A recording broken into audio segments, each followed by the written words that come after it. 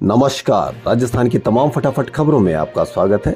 राजस्थान की खबरों के लिए आपसे निवेदन कि यदि आपने हमारे चैनल को सब्सक्राइब नहीं किया तो कृपया करके आपके अपने चैनल को सब्सक्राइब कर लें। तो बढ़ते हैं आज की बड़ी खबर की ओर, राजस्थान के विधानसभा चुनाव की।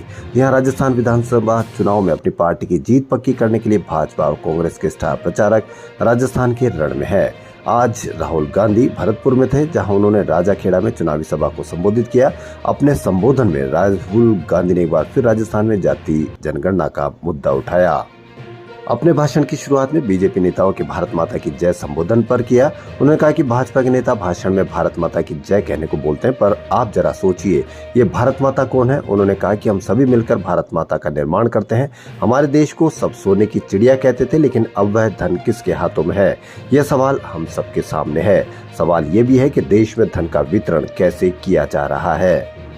आगे कहा कि कांग्रेस सरकार की 7 गारंटी योजनाओं के बारे में जनता को जानकारी देते हुए बताया कि अगर आपको मोदी के 1200 रुपए के गैस सिलेंडर के बजाय 400 रुपए का गैस सिलेंडर चाहिए तो कांग्रेस को वोट दीजिए। उन्होंने कहा कि बीजेपी सरकार आम किसानों का ऋण माफ नहीं करती है, जबकि केंद्र की मोदी सरकार देश के उद्योगपतियों का 14 लाख करोड़ रुपए ऋण माफ कर देती है।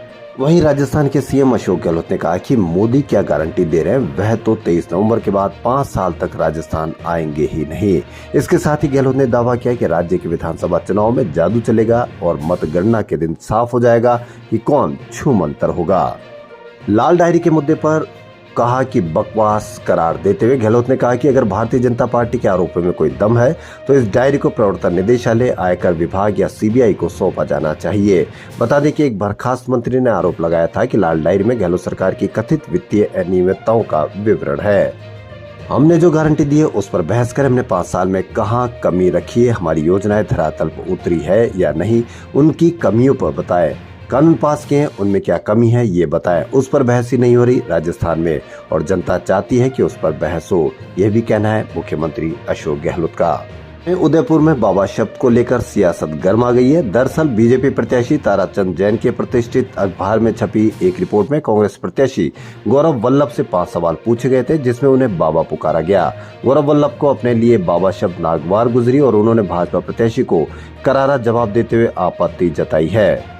कांग्रेस प्रत्याशी ने कहा कि भाजपा प्रत्याशी ताराचंद जैन ने न सिर्फ मुझे बल्कि पूरे ब्राह्मण समाज और हिंदू धर्म को गलत बोला है। इससे मैं और मेरा समाज आहत है।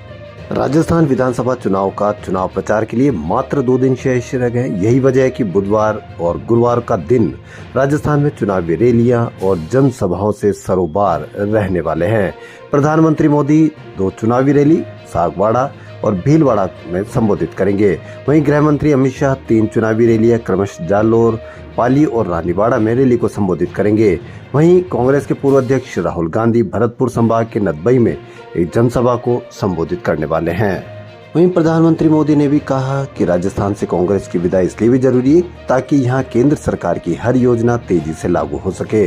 उन्होंने कहा कि राजस्थान को दंगों, अपराधों और भ्रष्टाचार से मुक्त करो। कांग्रेस सरकार ने राजस्थान में हर सरकारी भर्ती में घोटाला किया है। जन कल्याण को लेकर जहां कांग्रेस से उम्मीद खत्म हो जाती है, वहां मोदी की गारंटी शुरू होती है।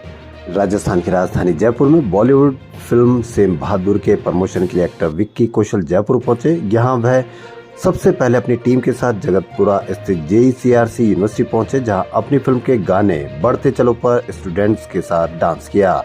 विद्यार्थियों में देशभक्ति का जज्बा जगाया। भारत के राज्यों में वेस्टर्न डिस्टर्बेंस का प्रभाव खत्म होने के साथ ही मैदानी राज्यों में सर्दी फिर से बढ़ गई है। उत्तरी भारत से आ रही सर्द हवाओं से राजस्थान में 24 घंटे के दौरान तापमान 3 डिग्री सेल्सियस तक गिर गया।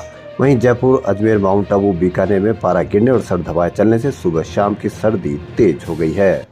वहीं सबसे बड़ी खबर, राजस्थान निर्वाचन विभाग ने कांग्रेस की ओर से जारी 7 गारंटियों के विज्ञापन पर रोक लगा दी है।